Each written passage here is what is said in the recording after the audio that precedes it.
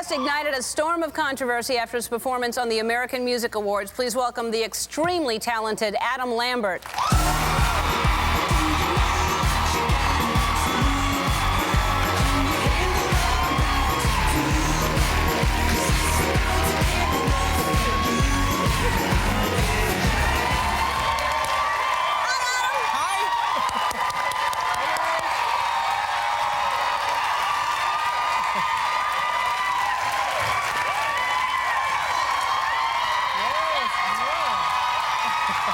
I see some familiar faces. Oh,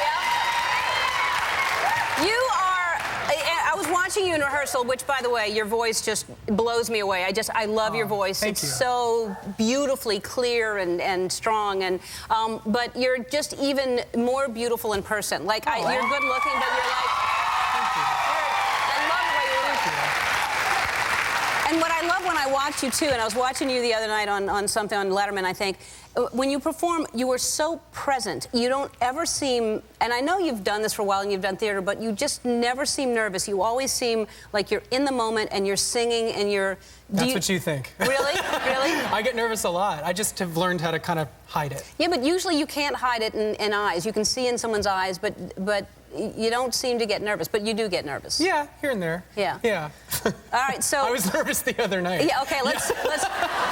Were you nervous before you went on stage with the AMAs, or nervous after? Or, all of the above, just a little bit nervous. Because that was that was your, like, debut, that was your coming out, like, here, what's he gonna do? Yeah, yeah, and I suppose I think part of what I got caught up in is that I forgot that this is the first time people were seeing me on TV again after Idol, and I didn't really think about that as objectively as I might have wanted to. Because that's is that sort of how you are all the time? Like that you're that much of a showman on stage? Well, I mean, it's... I say the word showman. Showman. Yes. Yeah. I mean, I think on Idol, I experimented with a lot of different styles and outfits and tempos and things like that. And then I went on tour over the summer and experimented with different types of performing there. And then I was in the studio making a record. So for me, this has all been one journey. And for me, I was like, I'm going to try to do something a little risque now. And it just, you know... A lot of people didn't like it. It was maybe a little too far. Yeah. And you know... Do you feel that now? Do you feel it was too far? I think in hindsight, I look back on it and I go, okay, maybe that wasn't the best first impression to make again. Like, the second impression. And, I mean, I had fun up there. I had a good time. My dancers had fun. The band had fun. But I also recognize that... Thank you. Thank you. But you know what? I respect people, and I feel like people walked away from that feeling disrespected, and I would never intend to disrespect anybody. Right. So that was not my intention. Right. My whole thing is, I feel like if you're going to be offended by a show of sexuality on stage, then you should be offended by all shows of sexuality. It should be all forms, right? Because, you know, if you have kids at home and they're watching at whatever, 10 o'clock at night, 11 o'clock at night, your kids shouldn't be seeing anybody acting in an extreme sexual manner. I don't think that's okay, you know, if you're going to be offended by it. But if not, then it should be okay for everybody. It shouldn't be excluded, you know, because everybody else does it. Yeah, I think it's not, people aren't used to seeing gay men portrayed that way on TV. I mean, the gay male image in the media tends to be very cliche and safe.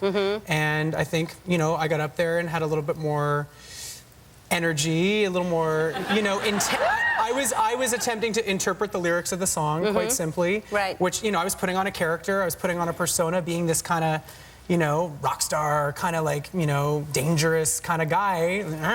After seeing one of my favorites, Lady Gaga, tear it apart on stage, she was incredible. Yeah. And I don't know, something came over me, I got caught up in the moment, and maybe went a little too far. And how did your parents feel about it? What did they think?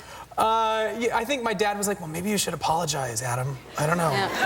Maybe you should do that. And I was like, well, Dad, I don't feel like I did anything wrong. It just maybe wasn't the right judgment call. Right. You know? For like you said. It's a taste thing, I think, more than an obscenity thing, or, you know, I think it's just a taste level. Yeah, a lot of people were frightened by that. Now, and then you were canceled the next morning. You were supposed to be on Good Morning America a couple days later, and they canceled you. I think ABC was a little bit mad ABC at was me. mad at you. And I don't blame them. You know, I got carried away. It was stuff that I did not do in the rehearsal, so they were probably a little bit taken aback.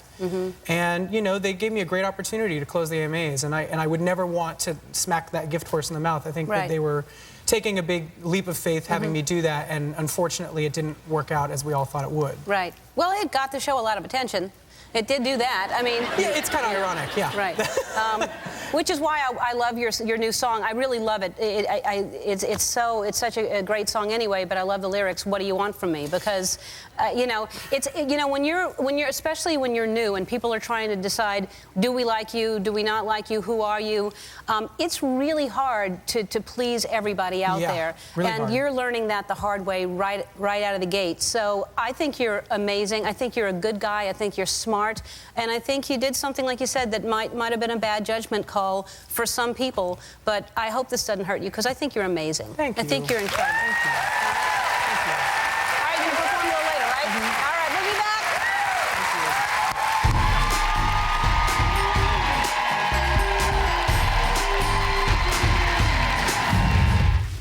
Niech lot ploi, ta czwari skatir.